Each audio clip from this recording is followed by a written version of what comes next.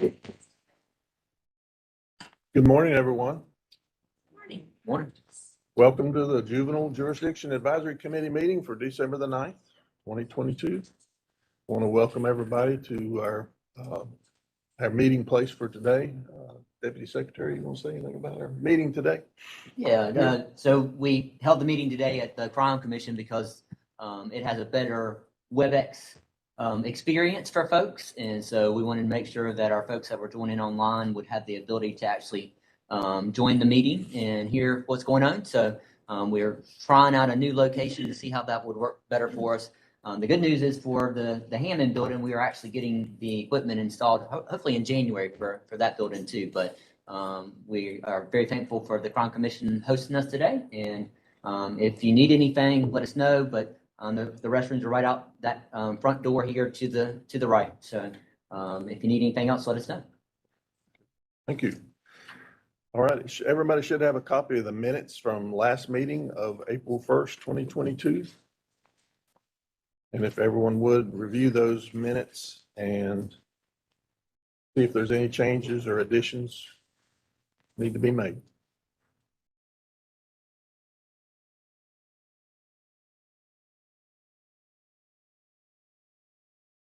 Mr. Chair, move approval. Okay, we have a motion to approve. We have a second. We have a second. Any further discussion? All in favor say aye. Aye. And we have one vote that is a remote vote. Judge Courtney, if you don't mind unmuting for a minute, saying your name, that it's present in your vote, that would be lovely. Jay Corpening, present remotely. I vote aye. Thank you, sir. Thank you. All right, next on our agenda is the legislative update.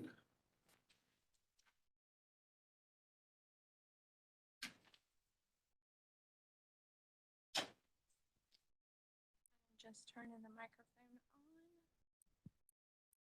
Good morning, everyone. How are you doing?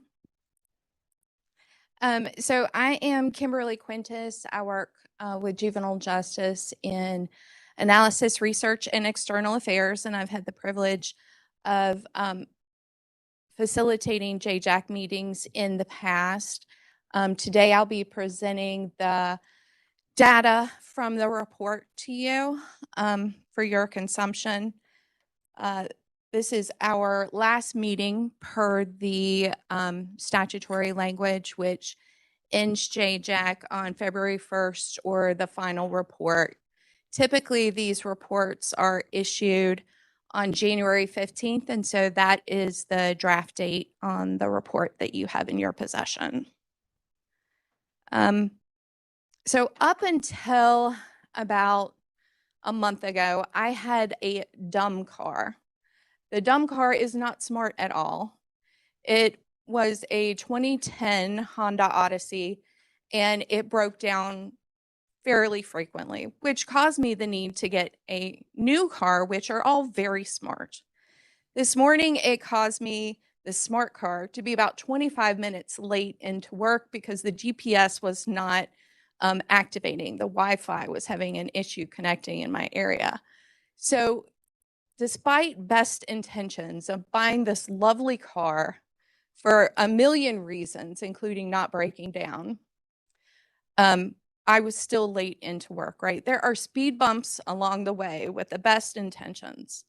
And so I just wanted to say that I am immensely proud and thrilled with the work that you have done over the past years in order to get over those speed bumps, in order to progress, raise the age into a functional system that helps kids and families in North Carolina. And so today we're going to talk about the legislative funding and administrative recommendations from Juvenile Jurisdiction Advisory Committee.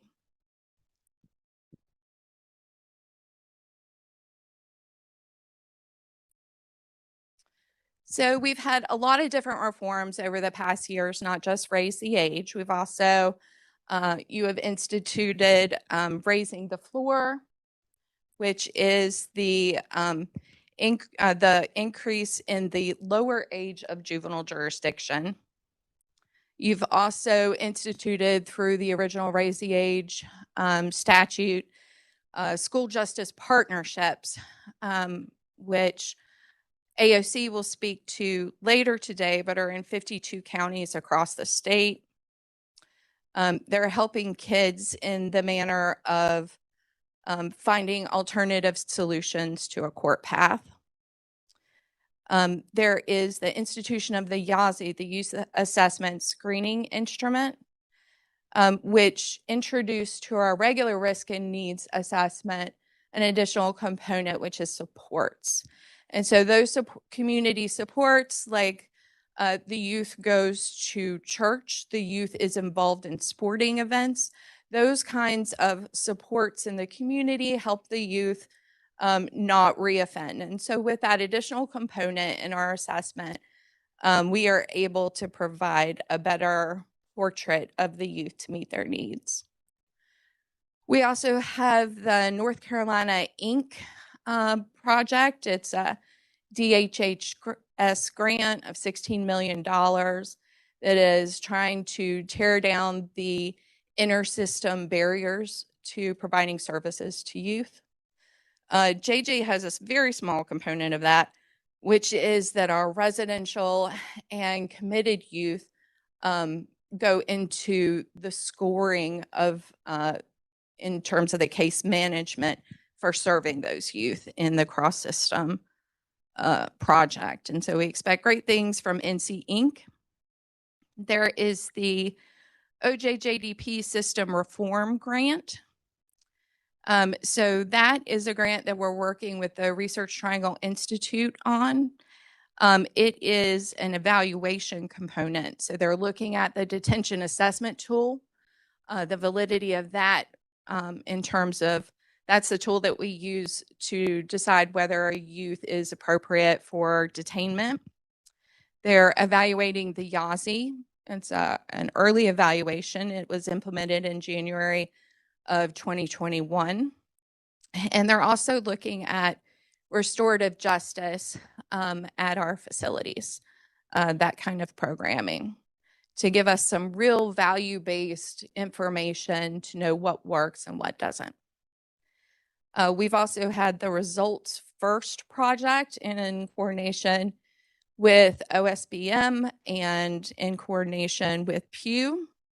And the Results First project has looked at several contractual programs and found them to be beneficial cost-wise and recidivism-wise to the youth throughout the state who use those services. So that kind of feedback about program evaluation has been really helpful for us, and we hope to continue Results First analysis in other programs that juvenile justice uses. There have been the care review teams. Those were created recently by Senate Bill 207. 92 have been completed since December 1st of 2021. We have the mental health training, which is a grant with Duke, and it provides youth mental health first aid, trauma-informed care training to our community program providers, contractors in residential, as well as our own staff. And so that'll help us further the trauma-informed care initiatives across the state. And lastly on this list, but certainly not lastly in terms of totality, there has been the court services client feedback. And I don't mention this to like toot our own horns, because the satisfaction rating from parents was a 4.9 out of 5 in the intake survey. But I mention it because it's a broader portion of what juvenile justice and stakeholders are doing in order to include the parent and juvenile voice in the work that we do. There are 5 or 6 additional surveys that have been drafted or in pilot stage, and the court services client feedback survey is going statewide shortly.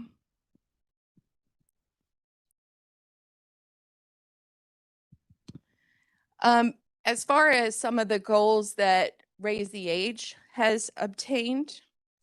There is, we started off working with UNC School of Government to create those implementation guides, the flow charts, the law enforcement cards that go into vehicles. We trained stakeholders across the state, met with law enforcement in each of the districts. The chiefs did. They met with the law enforcement in each of the districts in order to have that conversation after Raise the Age happened.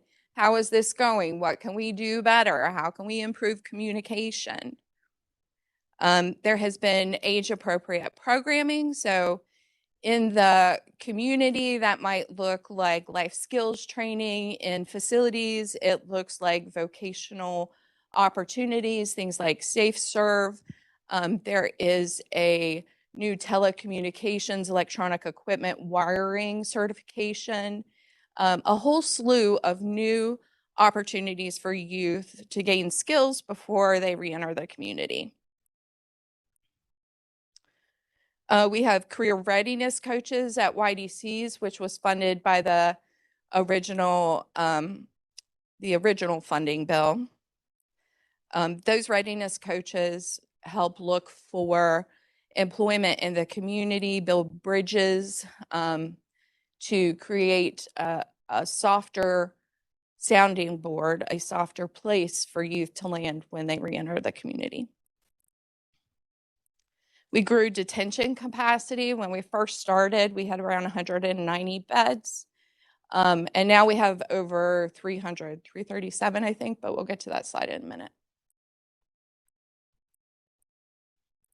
So there have been collaborations with the community in order to get additional county operated detention centers as well as grow state beds. We have new residential sites across the state, now in the west and the east in terms of crisis beds. We have additional JCPC funds that expanded community programs. Teen court is in 99 of 100 counties now. And in the future, we as stakeholders will be pursuing pretrial release, firearm safety, gang prevention, vulnerable juveniles, and traffic offense programming, in addition to shoring up reentry programming.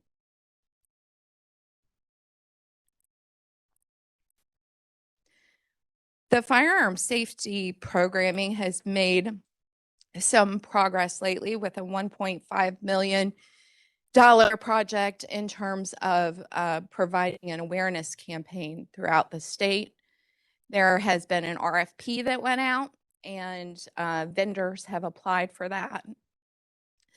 3 vendors are being interviewed on December 15th, and we hope to choose one near to the end or start of the year in order to begin that process. There's also a subcommittee working on the partnerships that can be created in communities in order to allow for community-based messengers to carry forth those messages.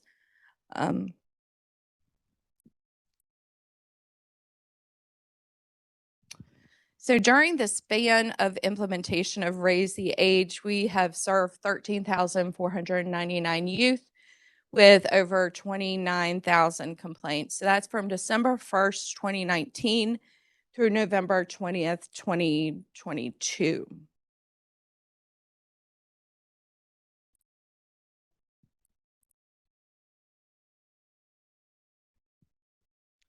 The YASI, which I referenced earlier, we have overall about 15,740 assessments that have come in. That's from Raise the Age and non-Raise the Age youth. They came back with some findings that are pretty interesting. They are in your report, and they are also in the slideshow for your reference. Nothing too surprising in terms of a large mental health problem representation. Here it says 36%. So these assessments carry over both at-risk and court-involved youth. So you will not see, for instance, in YDCs that 98 to 100% of youth in YDCs have mental health issues, and on average 5 diagnoses mental health wise. You won't see that in these kinds of numbers. That is the more severe, high risk, high needs group. Also that 8% indicated physical abuse history, 7% with sexual abuse history, 34% with alcohol or drug use. 9% have a neglect indicator, 10% are homeless or in foster care. 5% dropped out of school. 17% indicated that they are a bully or that they threaten people. Let's see, 10% are a victim of bullying. And so those two items are non-exclusive. You can be fit into both of those items. 8% are gang associates or seen with gang members, and that's higher than the 6 to 7% that we saw in previous assessments. And that is because the YASI includes seen with a gang member as part of the grouping. 2.4% are gang members. 15% have a learning disability, 10% with behavioral disabilities, 9% with ADD or ADHD, 8% with suicidal ideation, 3% of youth have attempted suicide, and 3% have homicidal ideation, 34% with assaultive behavior, and 44% believe violence is something sometimes or often appropriate or necessary. So that is a picture of our youth, the youth that we serve.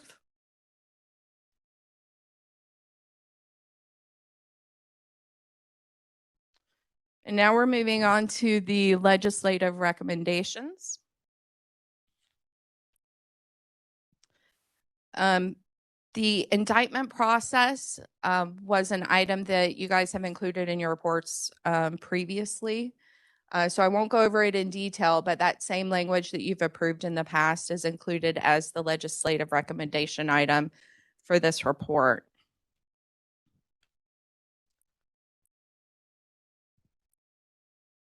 Also, there remains a list of remaining issues. So when the Legislative Revisions and Legal Issues Subcommittee began meeting, everyone brought to the table, those in the audience who were advising and those members brought to the table a list of items that the Legislative Revisions Legal Issues Subcommittee may want to take a look at resolving.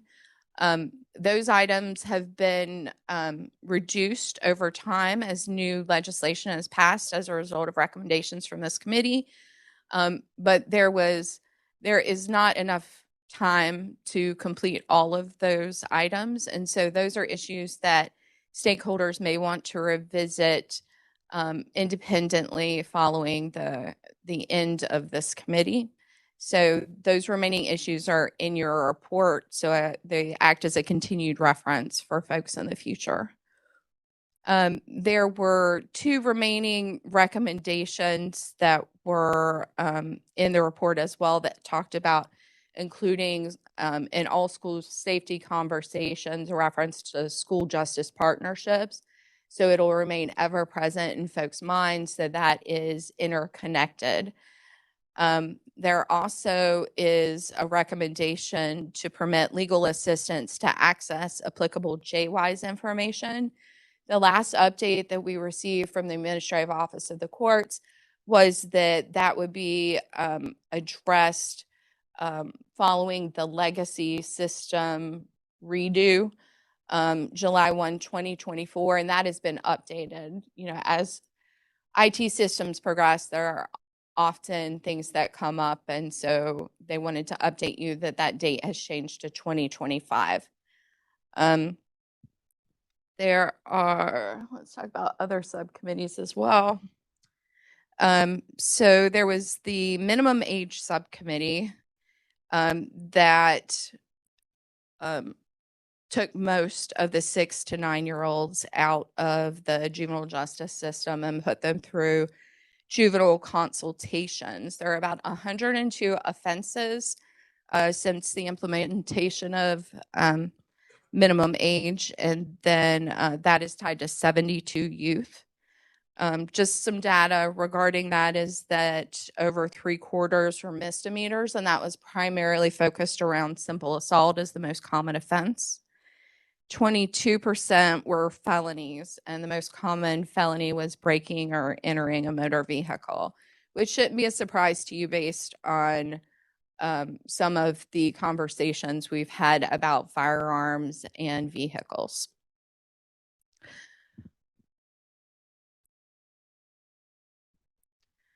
There were 14 exceptions. As you remember, there was exception language for 8 and 9-year-olds in Senate Bill 207. That had to do with youth who had a prior delinquent adjudication, or the offense that's proceeding is a felony A through G. So there are 14 of those exceptions. So if you were at all concerned that youth through this new process would not receive services or that they needed that they would have otherwise through the court system, I just wanted to kind of allay any of that there were 72 consultations, 14 exceptions, which equals about 116 year to date.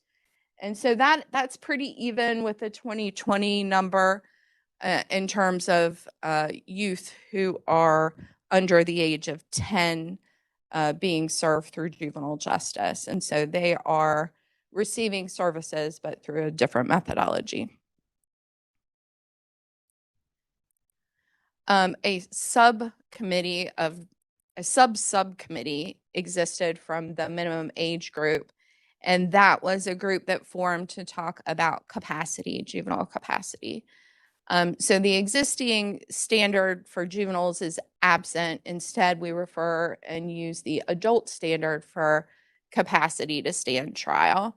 That adult standard is mental illness or defect, and there's no remediation process for juveniles either. And so the committee was looking to create a remediation process to develop a standard that was appropriate for juveniles.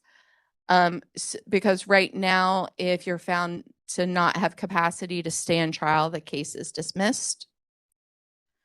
So that committee has agreed to continue to work following the conclusion of JJAC's work. Yes, sir. Of the committee. So, Peter, did you want to speak to that at all? Yes, thank you, Kim. So currently, right now, that we're having a small subgroup of that committee working and trying to find a home for the capacity evaluations as well as the remediation section.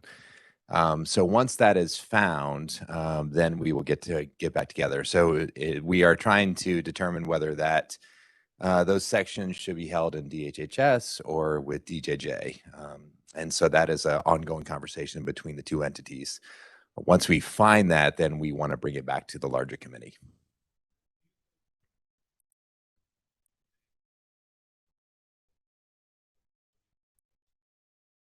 Sure.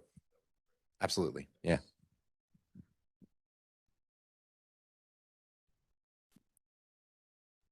So much.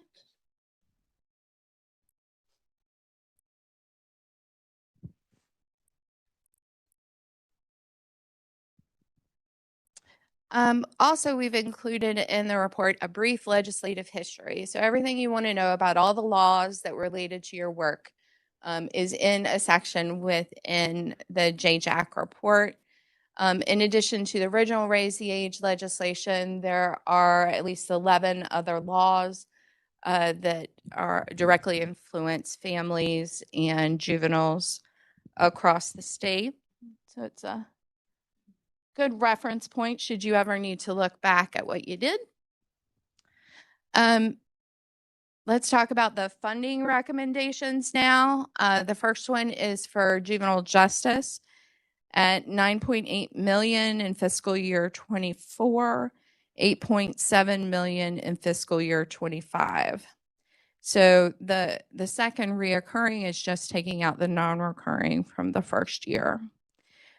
So there are four main things that facility needs in order to start up, right? There is the non-recurring. That is the equipment and furniture and vehicles.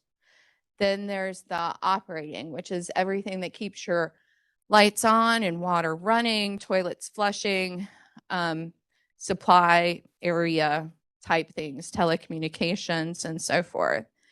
Then you need, obviously you need the renovation and construction funding to get the building ready to go. And then lastly, you need the positions. So this chart indicates 4 facilities, 3 which are designated as juvenile detention centers, 1 which is designated as a youth development center. And it shows in the check marks what has been funded by the General Assembly to date. And so this funding recommendation of $9.8 million fills out the X marks. So we need for CA Dillon operating and non-recurring. We need for Richmond positions operating and non-recurring. And for Rockingham Youth Development Center, there were 83 positions funded and 122 are needed. So it's filling out that. And we need operating for Rockingham Youth Development Center as well.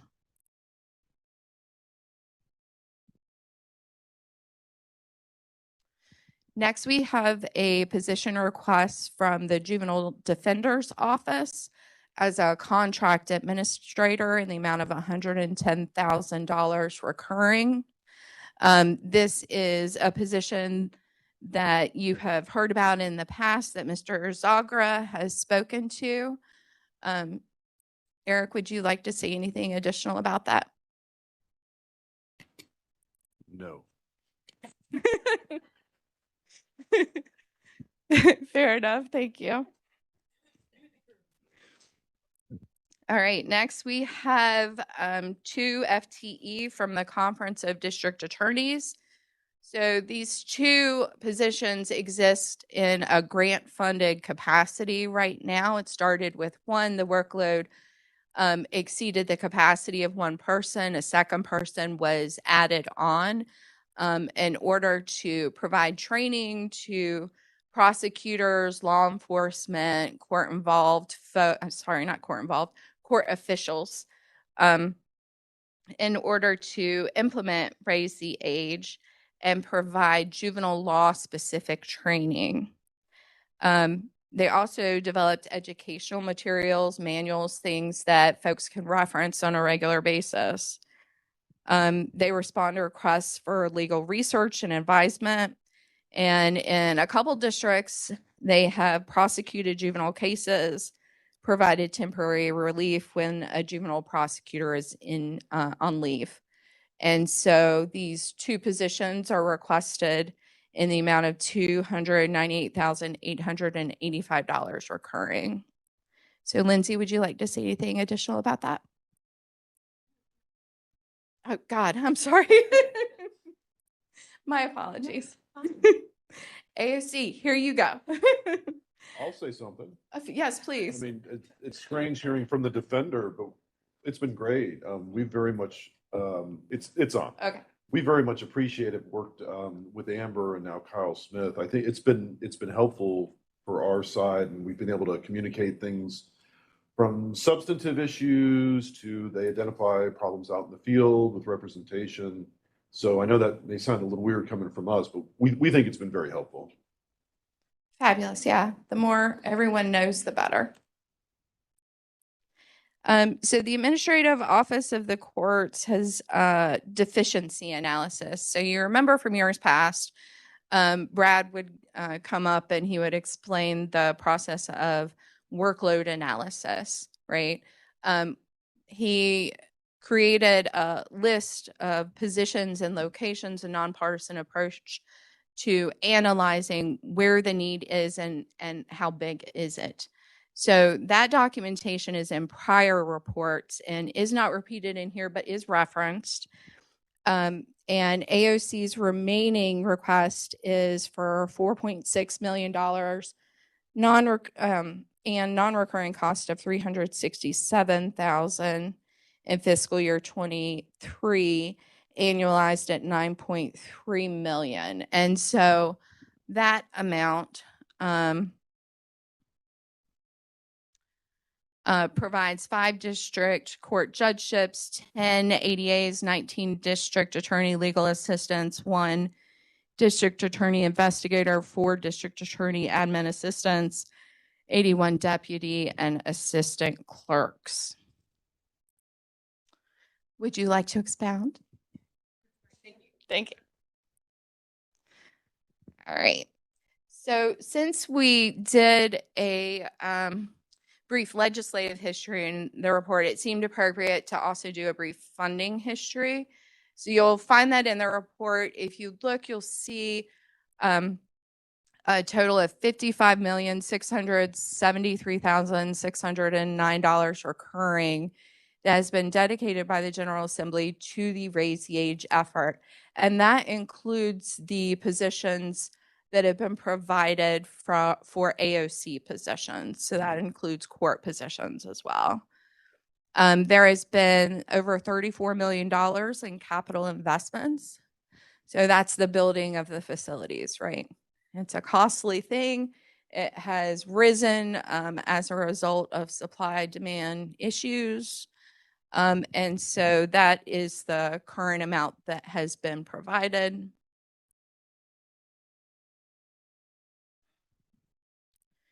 All right, so now we're going to talk a little bit about statewide data.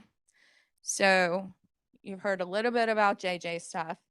Let's talk about everybody else. So the North Carolina demographer presents to a committee for SPAC, for the Sentencing Policy Advisory Commission on forecasting. They develop some summary points that help guide folks in what direction trends are occurring.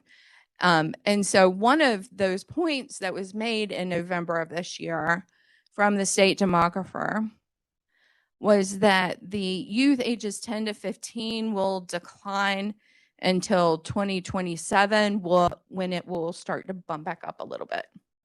So Raise the Age is the opposite of that, right? The 16, 17-year-olds, they're expected to grow in the immediate future and decline in the latter years. So it's a little cross, but not big swoops. These are slight changes in the population of youth in North Carolina.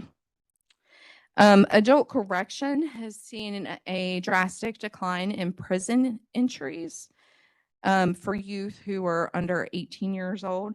So that's an 85% decline. And if you look at the average daily population in prisons, it's decreased 79% for those youth. The fiscal year 22 ADP in prisons for youth under 18 was 16, so 16 kids.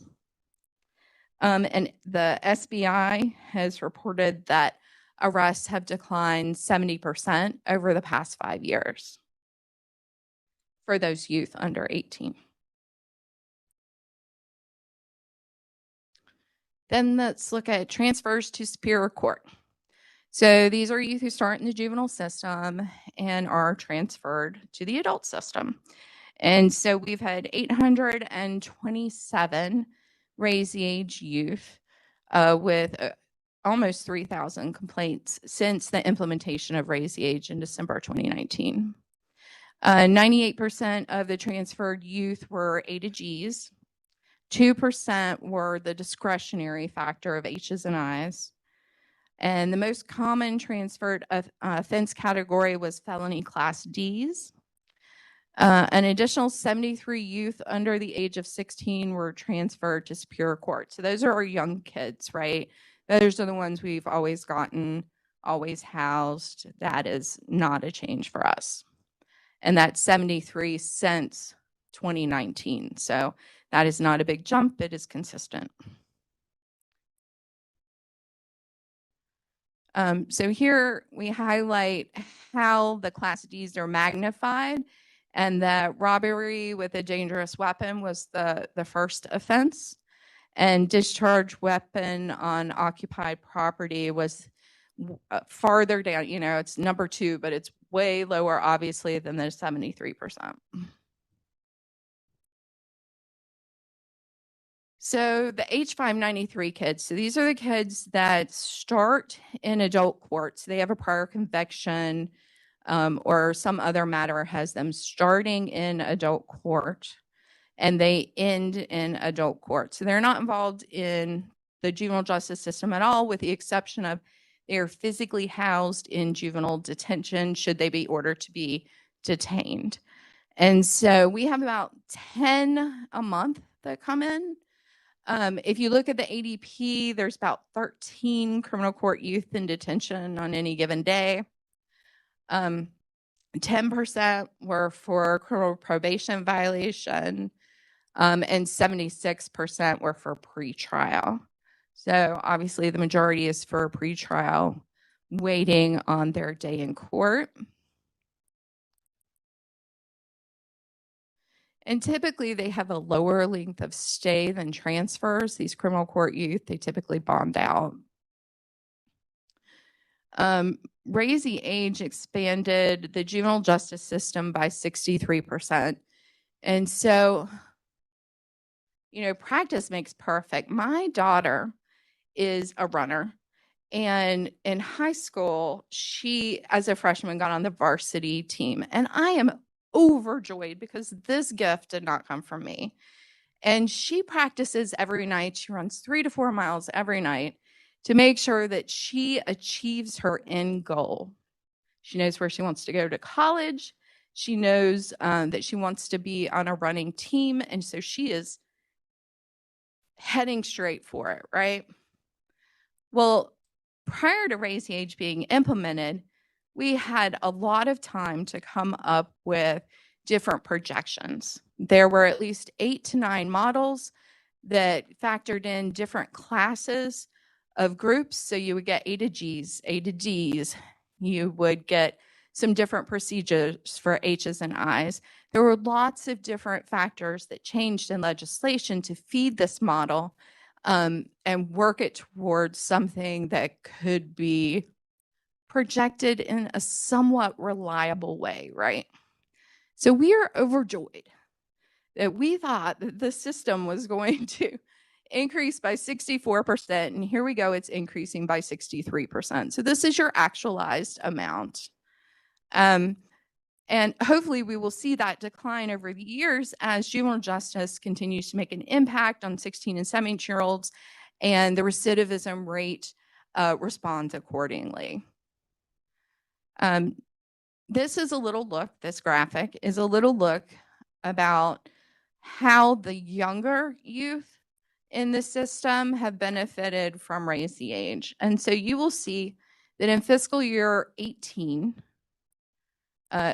this is prior to Raise the Age, you get 24,000 youth, right? So that is under 16-year-olds. Come fiscal year 22, that number of younger youth is at 18,349. So you see in this visual a direct benefit to the younger youth as a result of Raise the Age. This is something that other states saw. You remember from when other states who had implemented Raise the Age came in, spoke to you about what to expect in the future. And they all saw this drop. They said it happened for 2 years. At year 3, there was a bump, and then it happened again. And so we will see as time goes on if our system mirrors that. Right now, it's looking sort of close.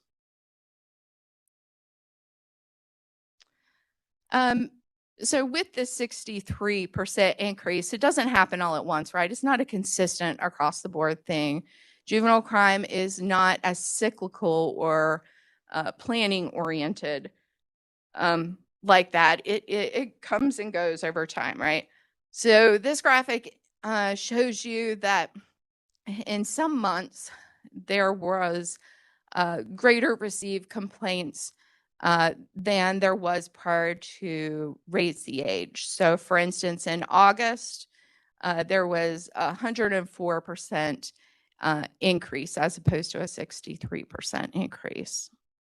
And then the November numbers are still coming in, right? This is through November 20th, 2022. So that number, that 5% will increase as well.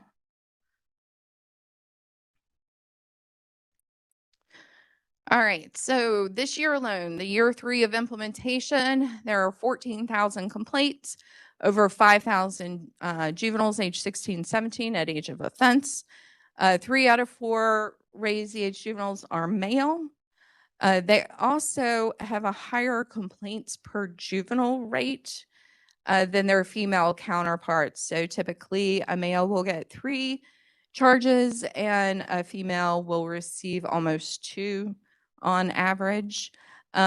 This complaints per juvenile measure is sort of important when you look at race and ethnicity because it really reflects the degree to which the number of offenses shows up in what comes through juvenile justice. 10% of complaint intakes resulted in juvenile admission. And so this was higher than our 15-year-olds. So this also caused a bump in detainments where otherwise there might not have been. It's because this group is detained more frequently, right? The offense history is longer. That is something that you can rationally work out in your head. That makes sense. Prosecutorial discretion was used for 107 juveniles. So of the D through G cases that could have been retained in juvenile court, about 20% of those are what prosecutors are retaining. So for reverse waivers, there are 76 cases reverse waived since December 1. Mostly males and mostly Black youth. And that makes sense too, right? There are more Black youth who we are receiving complaints for. There are more Black youth who are having their case remanded to juvenile court. Youth of color remain overrepresented in the juvenile justice system. Black youth and youth of 2 or more races receive more complaints per youth than white youth. And so those tables are included in your report, and you can see the magnitude of that overrepresentation. It's an interesting thing to look at. You might want to take some time, but again, those numbers reflect the complaints per juvenile. So here we have a couple slides that show the general trend of complaints and raise the age juveniles since December 2019. The first month in December was really kind of like everybody's getting used to what's happening. Oh goodness, I need to read the implementation manual.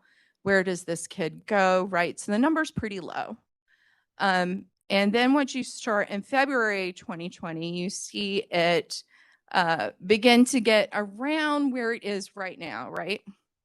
If you look at the juveniles as opposed to the complaints, you can see exactly where the pandemic school closure is, right? It's easily identifiable. Remember, it's one juvenile to many complaints. So that's why it's up and down. So you can see where the schools closed and where juveniles were not receiving the number of complaints that they had prior. Now, raise the age kids have a lower percentage of school-based complaints than do their younger counterparts, right? And so that's because they have a higher number of dropouts, a higher number of kids who are not involved in school than their younger counterparts. And so they're not receiving as much of the school-based offense percentage.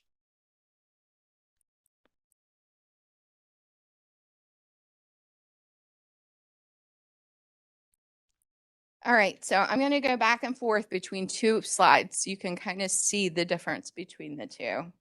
So this is the raise the age complaints received years 1, 2, and 3.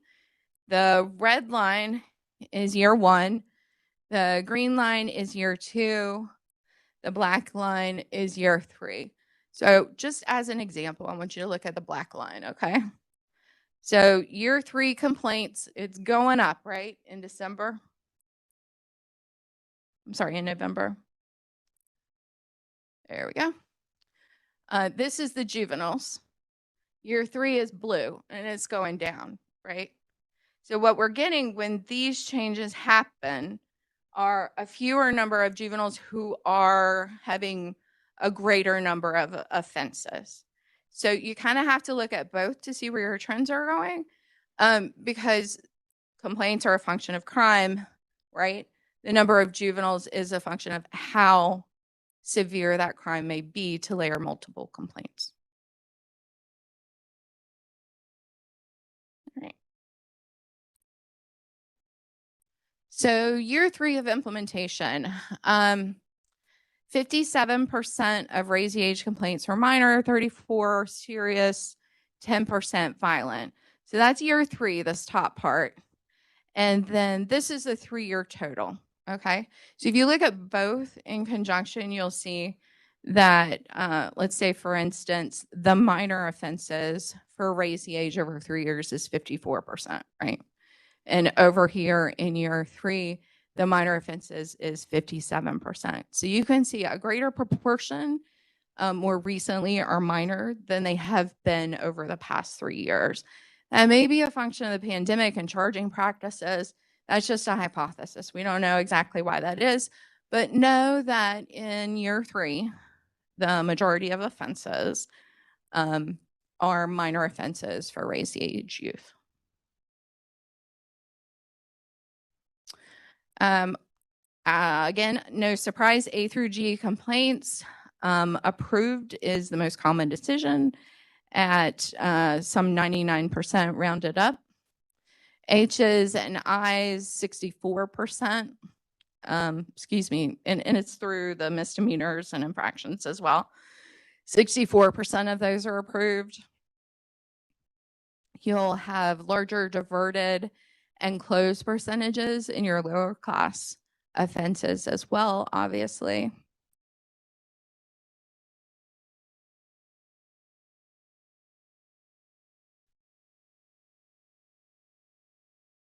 There we go. So the top 10 raise the age offenses. We've got simple assault leading the pack with 9%. Breaking or entering a motor vehicle has fallen to number 2 at 6%.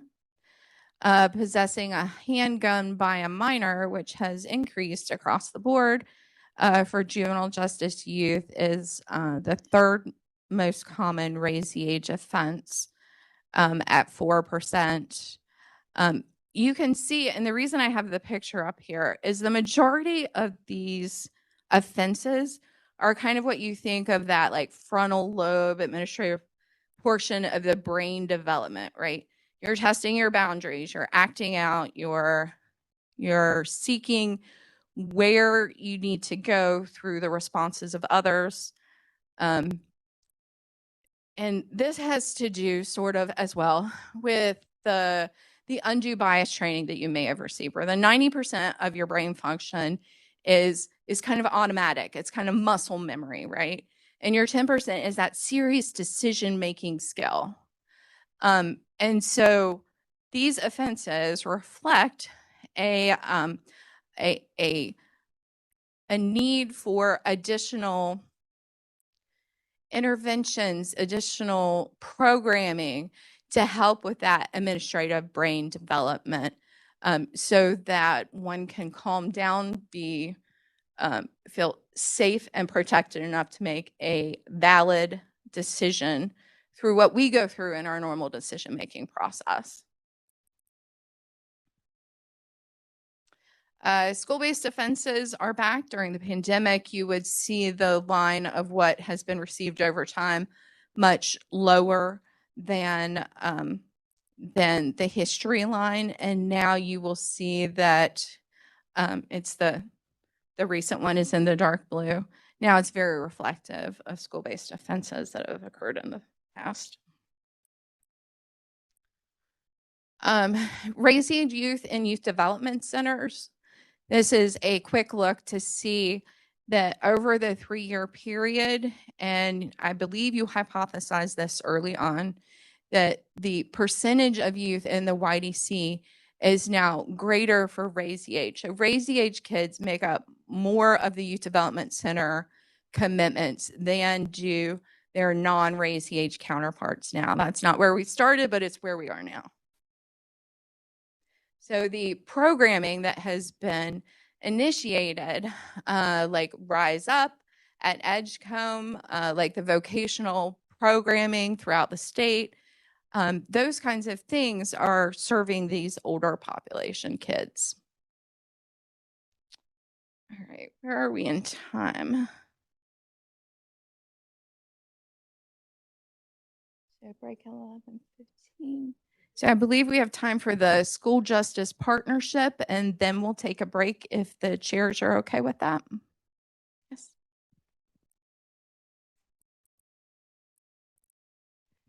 Hi, good morning. Kim asked me if I might be interested in presenting on behalf of AOC for school justice partnerships, and I never turned down an opportunity to talk about school justice partnerships. And I never turned down an opportunity to talk about school justice partnerships. So I was like, yes, absolutely. I would love to do that. So there's several things in our report that I'll just gloss over because I know you all were so intimately involved in the creation of it, but just reminder that school justice partnerships came out of the North Carolina Commission on the Administration of Law and Justice report that recommended Raise the Age and recommended school justice partnerships as an integral component to successful implementation, really to help offset the cost of having more youth in the juvenile justice jurisdiction with 16 and 17-year-olds. But there's been a lot of other things that we've seen that have happened with that, with school justice partnerships, having keeping those minor misconduct offenses out of the courtroom is able to get youth more close, to their consequences, the ones that are in the courtroom, keeping those dockets from being overcrowded, and also helping the youth that are being diverted through the school justice partnership receive consequences earlier in time and not clogging up the juvenile justice system. And one of the legislation pieces that came out of that, and why AOC is the one that always talks about school justice partnerships, because everybody always says, why does AOC talk about it, is that the legislation was put under the NCAOC director's area to prescribe policies and procedures for chief district court judges to establish school justice partnerships. And that's under General Statute 7A-343, subsection 9G. And so it really is intended to be a collaboration among all stakeholders to create a partnership that works for that individual jurisdiction. It is not something that is just for, here's one model and everybody has to do it. So we have really been emphasizing that collaboration. The director has created an official policy. It was updated recently this year. Director Heath signed that policy. It is available on our website, sjp.nccourts.gov. And it also, on that website, we have several other implementation tools for jurisdictions so that they don't have to go into it blind.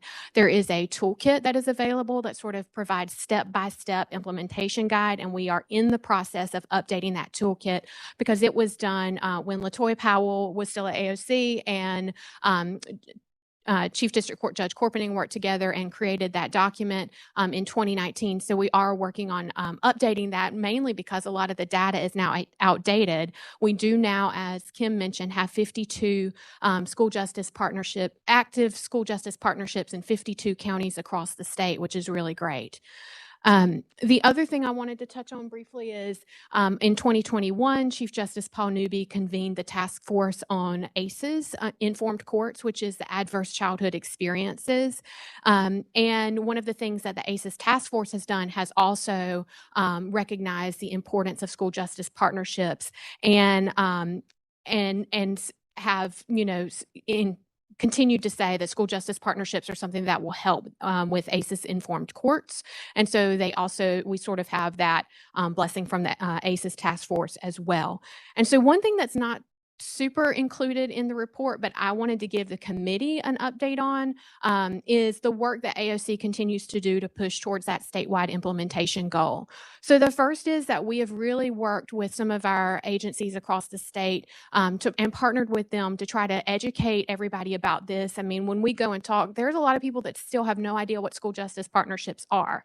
So we're educating about it and also re-educating for people that think they know what school justice partnerships are but don't.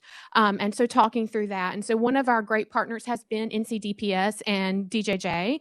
We have met with state and regional court counselor leadership as well as statewide leadership to identify jurisdictions that are really ripe for SJPs that maybe haven't gotten there, but they feel like that there's a really good need and a lot of people on the communities that are ready for that next step.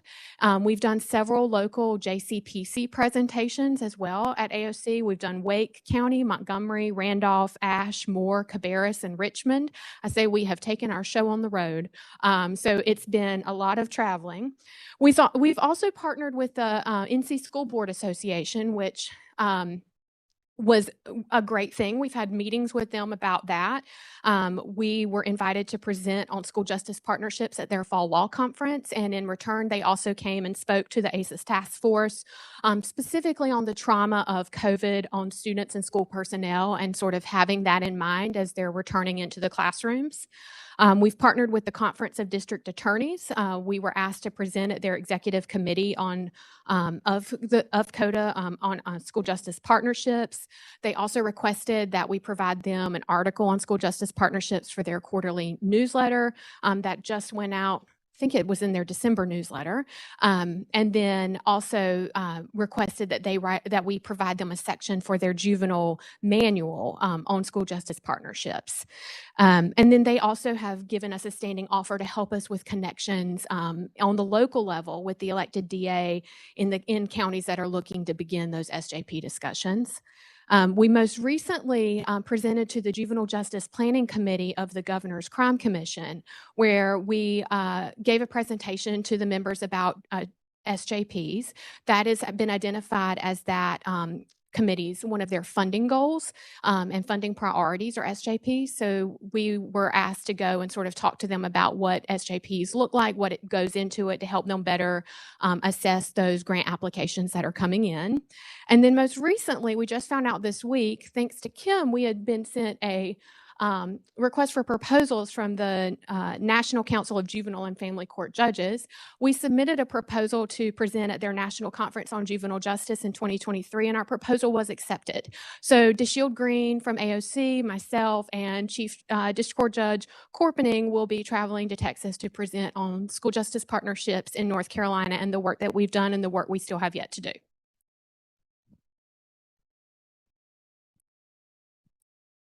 Thank you so much for that update of the fabulous work of the school justice partnerships.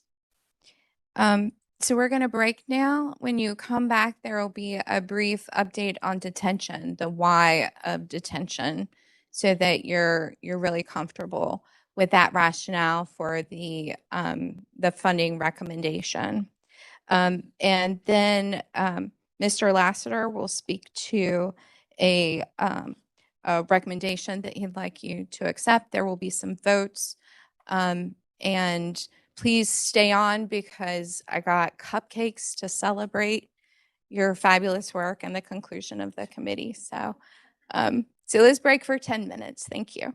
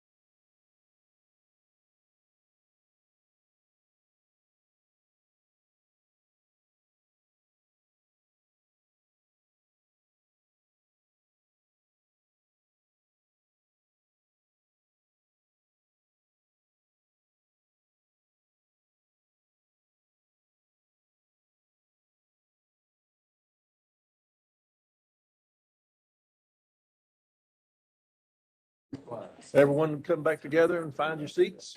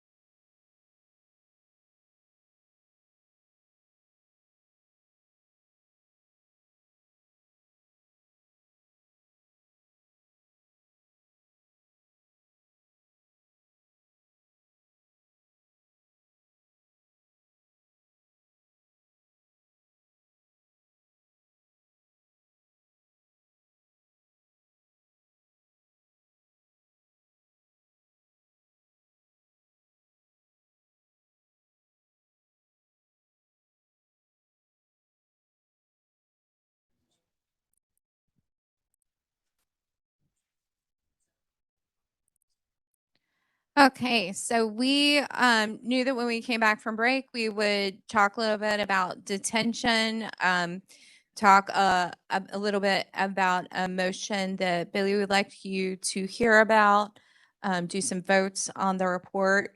But we're going to take a few minutes right now. You are used to seeing Justin Davis give you a legislative update. Justin has moved to the new Department of Adult Correction. And luckily, we have Carly Whittick, who has joined DPS Legislative Affairs, and she's going to provide us a legislative update this time. Thank you, Carly. Yes. Hi, everybody. So my name is Carly Whittick. I'm with DPS Legislative Affairs. This is my first and last JJAC meeting. So I'm really happy to be here and to meet all of you. Thanks for having me. So really quick, I won't take long, but as currently written, the committee shall submit a final report to the legislature on January 15th, 2023, and shall terminate no later than February 1st, 2023. The governor's budget called for an extension of JJAC until 2025. This extension came from concerns about the pandemic's impact on schools and courts, along with the recent increase in minimal age for JJ. However, the General Assembly did not amend the session law to extend the committee. So looking forward into January, the General Assembly is set to reconvene for the long session in the middle of January 2023, probably not long after that January 15th report date. The first few weeks of long session are set to be fairly slow as the new members get adjusted up to speed on all things state government and new committee assignments are announced. Members have indicated that all discussions on Medicaid expansion and other large items will be taken up in the long session and not before. And budget negotiations should begin a few weeks, if not month or two after session begins. So looking at the new General Assembly, as a result of the November election, Senate Republicans now have a supermajority and can override any potential governor veto in the Senate, and House Republicans are short of a supermajority by 1 seat. So that is the new General Assembly makeup. Then I just have one really quick update from a past JJAC recommendation that became law on December 1st of 2022. So very recently. So this was the recodifying of General Statute 20-107, injuring or tampering with a vehicle. And this was a change to a Chapter 14 offense. This was accomplished in House Bill 252. And this legislation also amended General Statute 20-49-1 to allow the License and Theft Bureau to continue to investigate these offenses. So as I said, that became effective January 1st. So that's all I have. Or December 1st. Thank you so much. I appreciate that.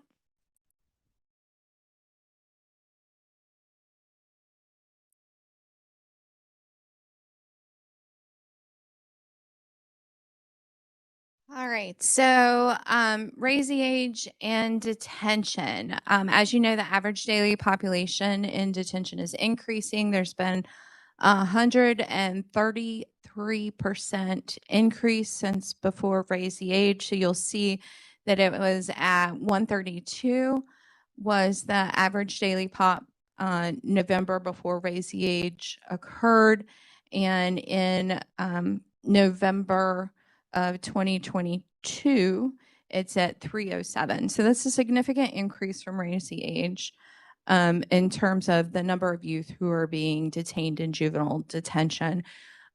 Remember that we have the criminal court youth who go to juvenile detention until they're 18, and we also have the transfer to superior court youth who go to juvenile detention until they reach the age of 18 as well, when they're transferred to the local county jail.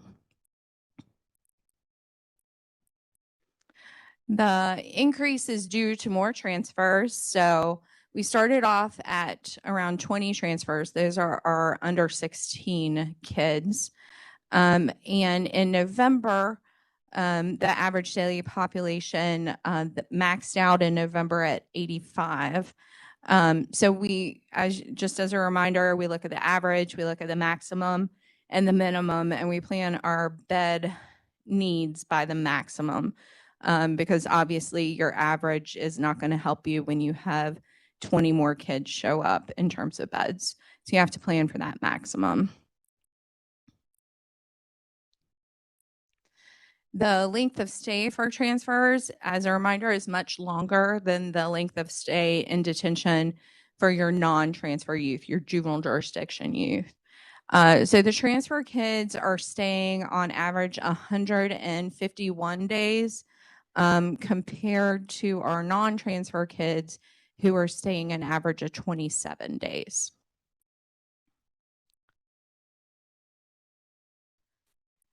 Projections indicate, so this is, we do both short-term projections for detention beds and long-term projections.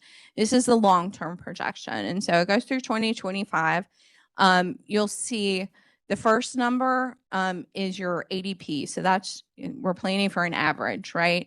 And then the second number is your maximum. That's your bed planning number. And so it's a range. And this is the range that we should shoot for in terms of ensuring that there are enough beds to detain youth that the court so orders. And so in 2025, we are expecting to plan for 397 beds. That is the target for providing detention beds. And so how do we get there? So as of December 1st, just a reminder that the county operated juvenile detention center in Mecklenburg County closed down, and that was 72 beds. And that was a result of a staffing issue locally where resources needed to be redirected to the adult services. And so juvenile justice had a decline of 72 beds available, and lots of folks dug in and made opportunities so that kids continue to get the services that they are so required and need. And so right now we're operating with 337 juvenile detention center beds. We remain pretty much at capacity over the past few months. Some centers a tad over, but typically not under. If you see an under, it's usually a county operated facility that's experiencing some staffing issues in terms of not being able to take all of the kids.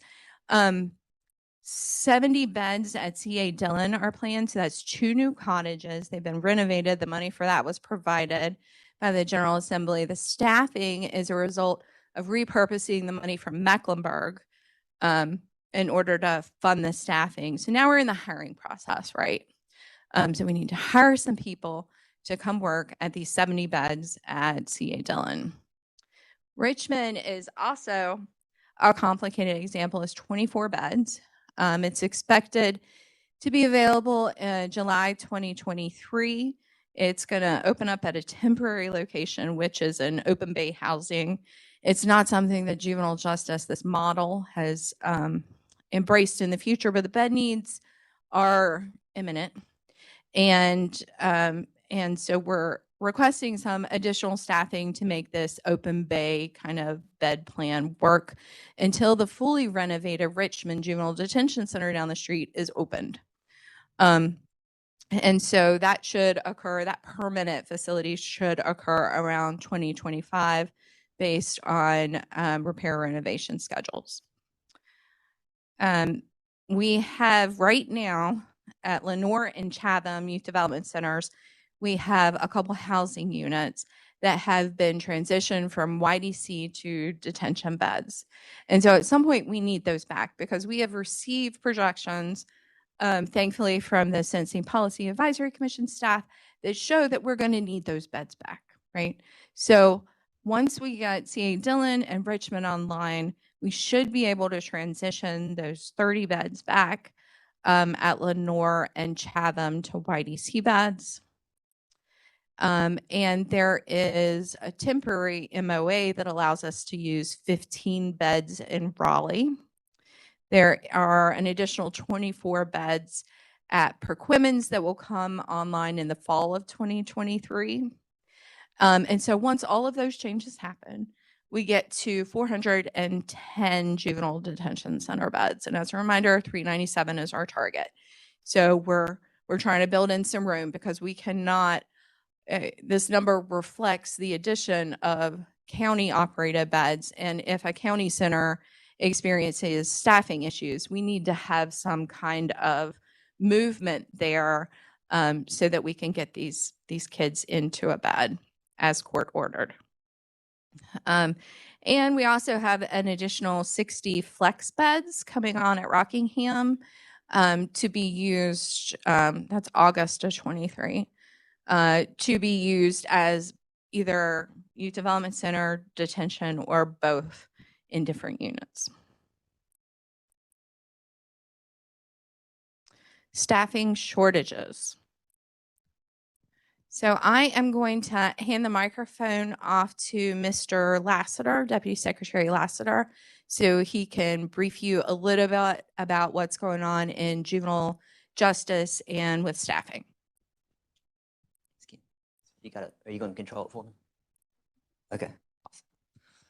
All right. Well, good morning, everybody. And I want to take a moment before I jump into the slides just to say thank you for all the work that you guys have done on the Juvenile Jurisdiction Advisory Committee.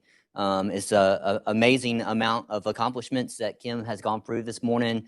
14 pieces of legislation that you guys have gotten through the General Assembly, the resources that have been brought into the system to help pay for Raise the Age.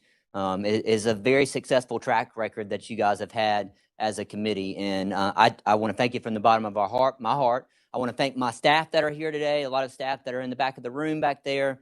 The amount of work that has gone into making this possible, to make Raise the Age implementable, not just from juvenile justice staff, but from our prosecutors, our judges, our law enforcement, all the folks across the state of North Carolina that have made this happen. It is a truly monumental lift that we made. And I just want to thank y'all for all the work that you have done to make this possible, because we certainly couldn't have done it by ourselves. And the advocacy that you guys have put into this has meant a whole lot to making sure that we had the right policies in place. Is there more work to be done? The reporter that just left, that was the question they asked. Absolutely, there's more work to be done. As Carly said, we did ask in the governor's budget to extend the committee. I talked to a number of legislative members. I don't think that they were necessarily against the committee in general being in place, but they felt like the major work of what we were tasked with doing in the legislation had been done, and a lot of the work that we had moved on to was more of looking at juvenile justice in general. And so my commitment to you is, if you're interested, we still want you to be part of the process, and still want you to be part of the conversation moving forward. And what I'm going to do is, as Kim has referenced earlier, is we're going to have small groups that will continue to get together to work on things like the capacity issue that we talked about already and competency. But some of these bigger issues, we're still going to call on you guys to help us with and help us think through exactly what it is that needs to be done with resources and additional legislation down the road. And so we are probably going to go back to the General Assembly this year with maybe a different proposal with a different charge for a committee that would be overseeing and advising juvenile justice in the future. But they felt like the mission of this committee was raise the age, and that part had been completed, and that's why they wanted to move on from this particular committee. But I again, I want to thank you. We have certificates that we're going to give you. They're not ready quite yet because we're getting them framed for you. We will send those to your house, thanking you for your work and all that you've done to this committee and helping us out through the process. So I want to hit on one of the things that we did not put in the report, but we'd like to include in the report. But because it is obviously very generated towards JJ, I do want to get y'all's approval on it before we added it to the report. I know that all of us are struggling with staffing issues, but I would say that ours are particularly acute in the manner that we're seeing across the state of North Carolina right now for juvenile justice. And it's been this perfect storm, as I tell people. We had raise the age, we had the pandemic, and then we had inflation hit, and then we had the Great Recession hit, and it all hit at one time. And we were opening facilities at the same time this was happening and trying to hire on new staff all when that was happening. And it's been a monumental struggle to get the staffing that we need. And we fought really hard last legislative session to do what's called a step pay plan. A lot of your criminal justice careers, professions do have a step pay plan. It's set in statute what those professionals will get, and by years of experience that they are increased in salary, like teachers, a lot of law enforcement. I think a lot of our clerks and other criminal justice professions are also on a step pay plan. And the purpose of that is to show somebody, hey, if you come work for us, you're not going to be stagnant at the same salary for the rest of your career. And the problem is in juvenile justice right now, we are bringing people in at a starting salary of $35,000. And so that $35,000, I have people that are working with me in our facilities that are now that have worked with us for 25, 30 years that are still making $37,000, $38,000. So over their career, you only see a $3,000 advancement over your whole entire career. And that's because they're completely dependent on, just like a lot of state employees, those legislative increases that are given to state employees. And so, as you can imagine, that makes it's a hard selling factor when right down the road, adult correction 2 years ago got a step salary plan. So all correctional officers, all adult probation officers were put on a step salary plan. And within 6 years, most of them are moved to the end of their range of their salary. And so our folks don't even make it to the midpoints of their salary by the end of their careers, most of them. And so it's created this challenge. And when the department was separated, because adult correction is now becoming its own separate department, when that was done, there was money set aside for juvenile justice to also get a step salary plan. But when the division was created of that new Department of Adult Correction, all that money went over to adult correction and none stayed with the Department of Public Safety to fund a step salary plan for JJ. And I think this was done unintentionally. That was what I was told by legislative members, because that was done at the last minute. That split of having adult correction create a separate department was not in the original budget bill. It was in the last reiteration that was done behind closed doors. And so a lot of members said that they intended for it to go to JJ, but it wasn't set aside in that way. And so we went back last legislative session in the short session and tried to get the language fixed. And we thought we had good movement on it. I know that we had several of the appropriation chairs that took the memo into the conference with them, but for some reason it did not happen in the final stage of that budget in the short session last year. And so we're asking for your support in helping us advocate for that SEP salary plan for JJ employees in this next legislative session to help us with our recruitment issues and retention issues in juvenile justice. So this chart kind of shows you what we're talking about. So in court services, which is our juvenile court counselors, we have currently within court services right now a 24% vacancy rate. That's among all staff in court services. If you look just at court counselors, it's almost 28% vacancy rate among our court counselors in the state of North Carolina right now. And then in our facilities, in direct care positions is 38%. And Kim just presented the numbers to you. And this morning, we're at 102% of capacity in detention, meaning that we're over capacity in detention. And you've got a 38% vacancy rate among direct care staff at the same time. That's not tenable. It's not sustainable moving forward for us to do that. So what are we doing? We have central office staff that are working in facilities now. They're working the floor. I've worked the floor at a detention center because we are so short-staffed. We have court counselors that have been reassigned from being juvenile court counselors to work in facilities. And so we're trying our best to figure out how to make this work on a daily basis. But with the staffing that we have currently, it is a very difficult situation. And at the same time, I have law enforcement across the state that are yelling at me saying, you're not detaining enough kids, right? And so we're obviously being judicious about who we want to detain anyway, because you all know the research and the data on that. But also, there's only so much room at the end, right? We're getting close to Christmas. We all know the story, right? I just don't have a manger sitting outside the detention center, unfortunately. And so we've got to figure out a way to make this all work. And the biggest thing that we need is staffing to do that with. And so we think that just to kind of paint the picture for you, when we found out Mecklenburg was going to close, we upped our hiring process at Cabarrus Detention Center, which is right next door to Mecklenburg County. From June to October, we interviewed 178 people. We were only able to hire 10 of those. All right. So 178 people. Now just imagine the amount of time that's put forth to do that. All right. That's taking 2 people to interview that person. Takes about an hour to interview, and then all the paperwork that's associated with that. So you times that by 2, you're talking about 400 hours of just interviewing people just to get 10 people. And the number one reason that people said that they didn't take the job is salary. And just when we recruited heavily, the folks that left the Mecklenburg facility, they were making $57,000. So they would have had to take a $22,000 pay cut to come and work at a state facility. And obviously that's not something they're going to do for their families and their livelihoods moving forward. Like I said, we've got the court services staff going and working in those facilities.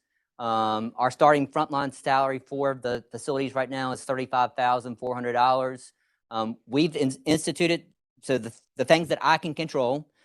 So when you have this many vacancies, you have something that's called lapse salary. And lapse salary is basically when those positions are vacant, you can take the money from the vacant positions and put them forward into bonuses. So we're doing that. We're doing a sign-on bonus of $3,000 right now for employees. We're doing a retention bonus, and we're doing a showing up bonus. If you show up to work today, you get a bonus. And I mean, it's gotten to that point where the reality is that when you show up and you're the only one working on a unit, it's not encouraging to come back the next day. And so we're trying to incentivize people to show up and work because we need people on those units to serve these young people. And so we've instituted all of those things in the last 2 months here to really try to up our game. It has been working for the first time. Last month was the first time that we actually hired more people than left. And so that was a remarkable thing. So I know that with additional resources, because we're doing these bonuses, that we can hire people. But we've got to be competitive in the marketplace in order to be able to do that. And so that's what we're going to take that data and show it to folks. I can tell you on the adult side, it's also working. They did the step salary plan, and their vacancy rates have been steadily decreasing since they've implemented it. And they've also seen that they're losing far fewer people because of it, because they see that there's a future where they're going to get increases down the road.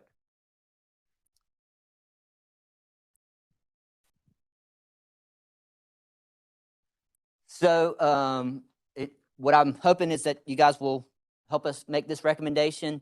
And I know that you probably are going to ask me, how much is this going to cost? We're working on those estimates right now with this Office of State Budget and Management and the Office of State Human Resources. Our estimate is around $12.5 million to do that for our employees across the state of North Carolina. And so we don't have the exact number yet because we're, as you saw in Kim's presentation, we are creating a number of new positions right now for Rockingham, for Quemmons, for Dillon, and as those positions come on, depending on where they fall in the salary, when they come into the position will depend on how much the overall package will cost. So I didn't have an exact number for you today, but I wanted to give you an idea of what we're talking about as far as a number. And I know it's a big ask, that number, but if Raise the Age is ultimately going to work in the state of North Carolina, it takes resources, and the number one resource is people. People are what changes kids' lives. And you know, I'm all about evidence-based programs, but you can't have an evidence-based program unless you have a person in that facility or in that community to work with that kid and try to change their lives. And so we would like to get your support on that today to be added to the report. Like I said, I told Kim not to add it preemptively because I wanted to at least have a discussion with you guys about it before we made that recommendation. And I don't know if Krista or Carol want to add anything from your perspective, because I know you guys have been trying to hire people in your offices as chief court counselors. But anything y'all want to add?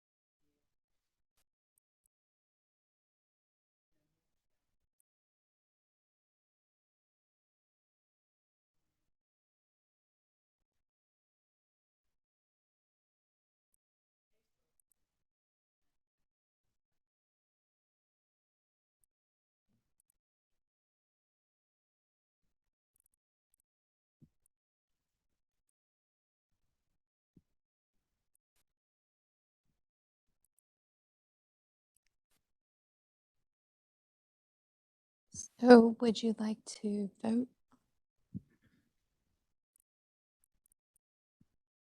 So we have a motion on the floor from Deputy Secretary Lassiter, I guess we can say.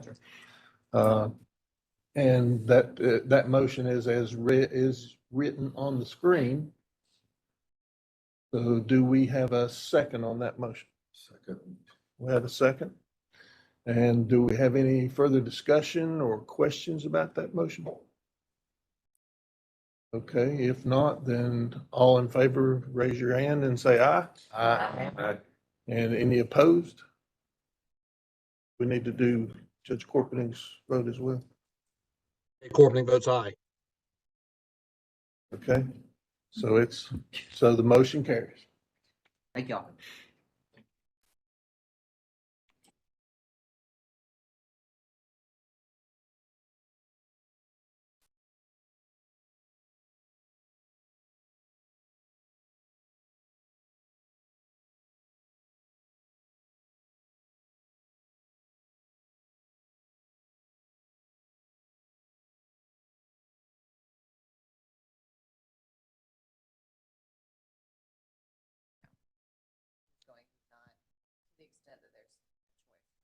Right. So, yeah, thank you. Good question, Michelle. So, the biggest population that has grown is the transfer to Superior Court population. Again, that really wasn't a part of Raise the Age in the very beginning, that they would be housed in juvenile justice. The federal law changed back in 2017 that basically said even adult offenders, people facing adult charges, must be housed in a juvenile facility. You guys may remember the Sheriff's Association came to this committee and basically said, we can't do this in our jails. We can't separate juveniles from adults. Can juvenile justice take that population?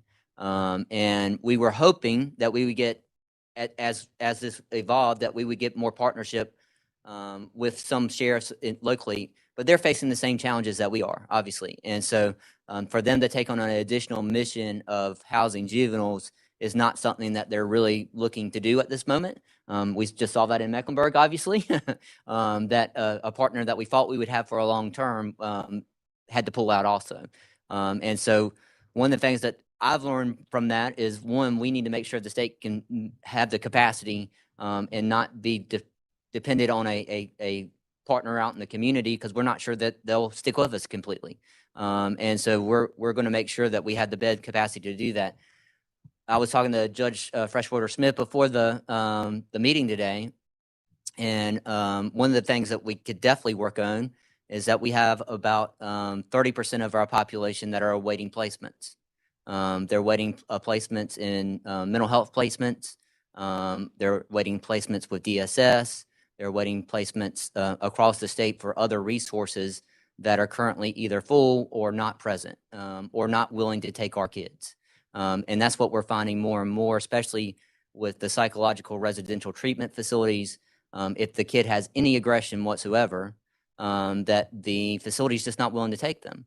And so I actually was meeting with several senators earlier this week about that very conversation. We've got to look at having beds present in our own state. I sign paperwork every single day to send kids out of state to get PRTF psychological residential treatment in other states. They're far away from their parents, their families. It costs us more money, and we still have to supervise those kids. So I'm having to send court counseling staff all around the country to go meet with these kids in these psychological residential treatment facilities, because we just don't have the beds here in North Carolina. There was a major announcement yesterday that they're opening a adolescent and youth psychiatric hospital in Butner, 47 additional beds there.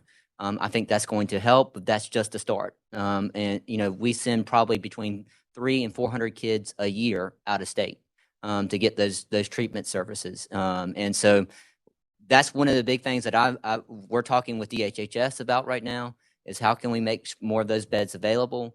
I can tell you a lot of the private providers just are not willing to take on the risk of one of our juveniles in one of their facilities, because anytime they restrain a kid or do anything that has to deal with a aggressive kid, they have to file a ton of paperwork with Medicaid over that. And so that's why it's just not worth it for them financially to do it.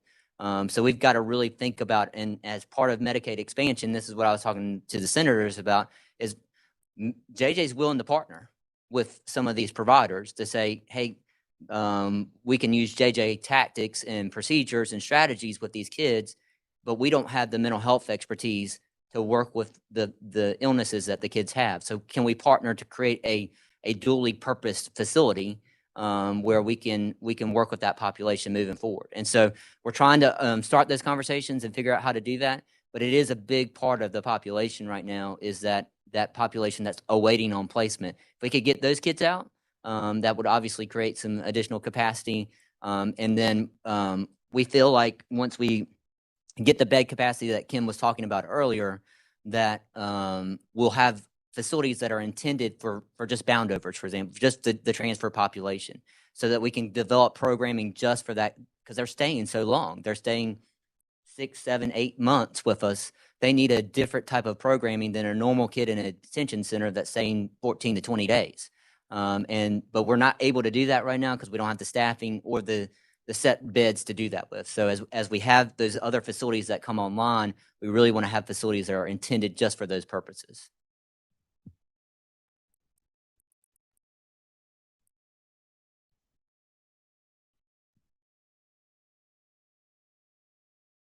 All right, so we have passed the motion for the additional recommendation to be included in the report. And so the vote now is on JJAC recommending the juvenile age report to be submitted to the legislature with the understanding that technical changes to the report received by December 16th will be incorporated into the report. Yes, sir.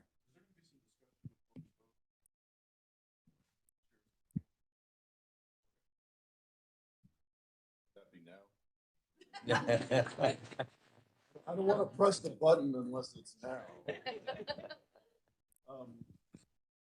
So I wanted to echo specifically what Billy was saying about continuing in some form or fashion the work of this group. I know there's been folks around the table who've been around longer than I have, but in the 25 years I've done juvenile justice in North Carolina, this group has been the most effective, without a doubt.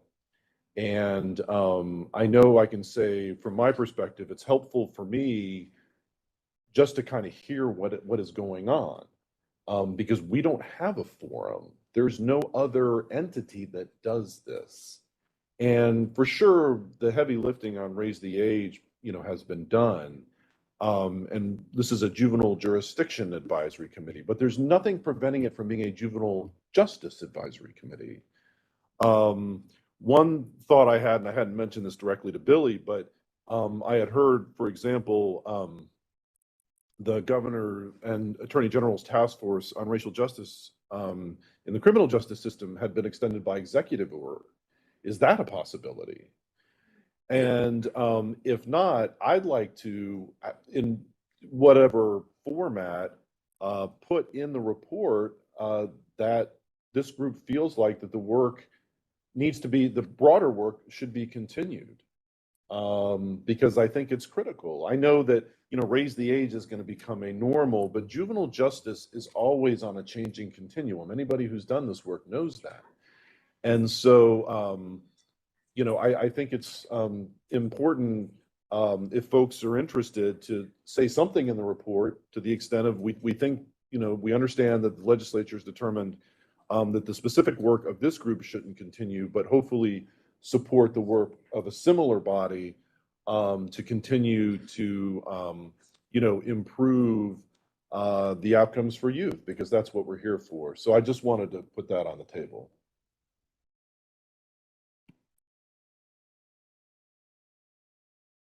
Is there any further discussion of the?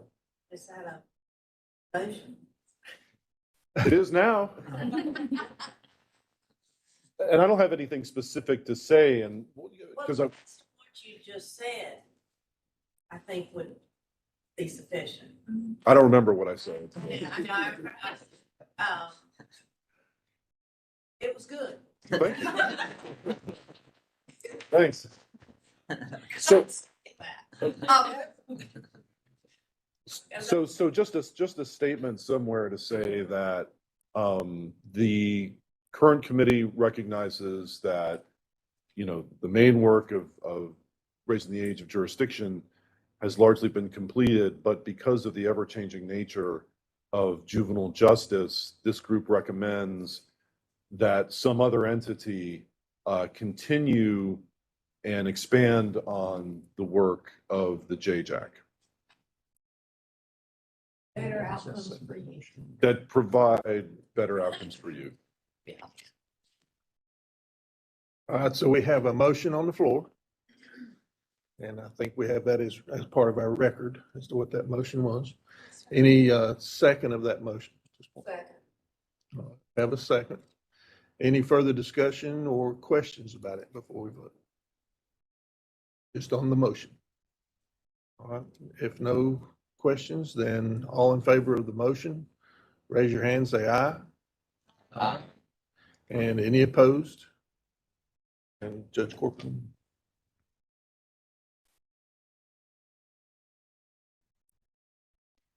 Judge Corpening, are you able to vote on this matter?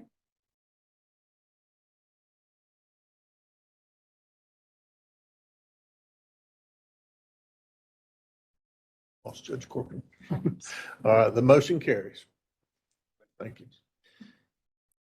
And then we need to do a full motion on the report. Okay. So do we have a motion at this point that we can vote on the full report as we've been given the draft? So moved. Okay, we have a motion. Do we have a second? Second. Have a second. Any further discussion or questions about the motion for voting on the full report? Clarify that the motion is with the 2 amendments of the previous motions. Yes. Okay, any further questions? All in favor, raise your right hand, say aye. Aye. Any opposed? Okay. And the motion carries.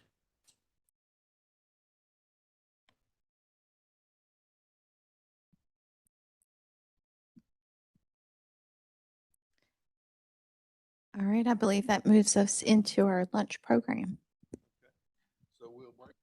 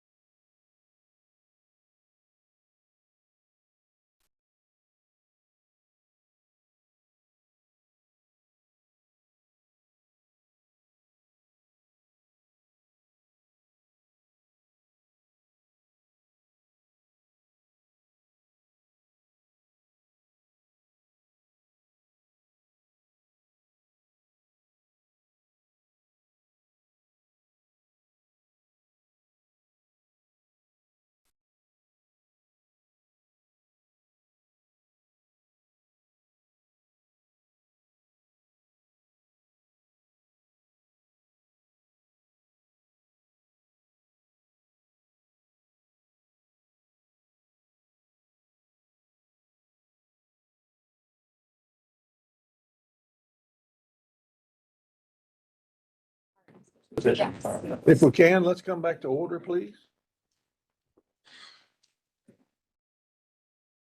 And I've been asked to remind everybody, if you would, you see the black boxes with the red buttons on your table? If you're going to speak or if someone close to you is going to speak, if you would, please activate that mic so that they can pick it up and make sure that we get an accurate recording, okay?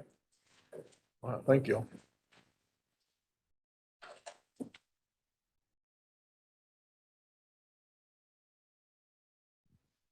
All right, so it is time for subcommittee updates. And I believe Judge Corpening, are you back with us or are you still out? Judge Corpening had an event he needed to step out for a minute. So Heather, if you don't mind, I will pass the mic to you. I don't really have an update, but as we say to potential jurors, I'd just like to thank and excuse everyone for their service.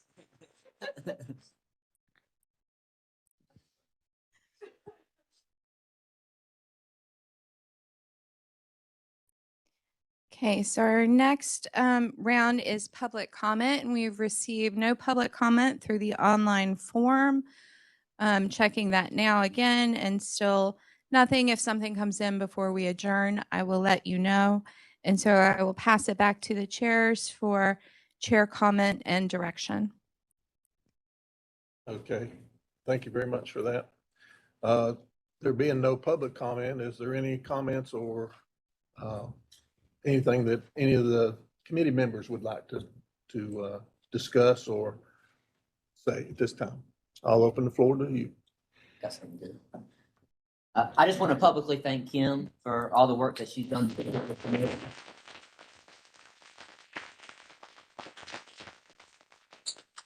She's done an awesome job and she makes all this happen, making sure that I look good. So thank you, Kim, for making me look good. That's hard to do, so I appreciate it. And just appreciate all the work that she's done and all our staff in the back that make this happen each and every time for you guys and make us look prepared for you. So thank you, Kim. I'd like to thank the chairs. I mean, those of us who've done this kind of work for years, it's rare that for like basically 5 straight years, you guys have stayed on despite us. So I think we should have a round of applause for the chairs.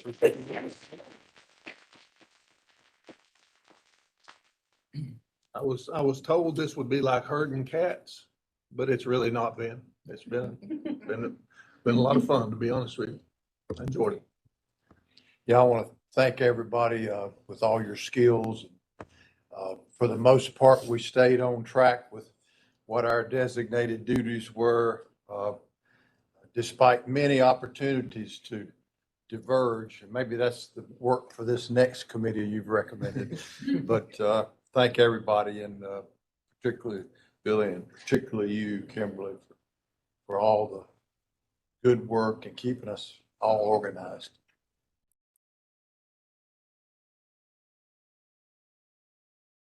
Anyone else?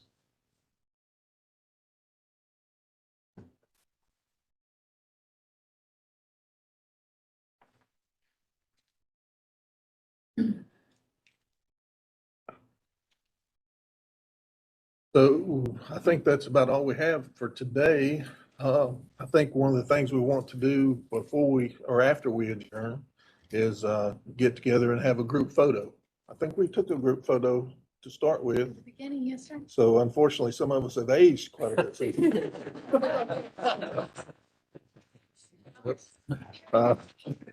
It's not been that long, really, but I appreciate what everybody's done, and I'd entertain a motion to adjourn our meeting. Move we adjourn, sine die.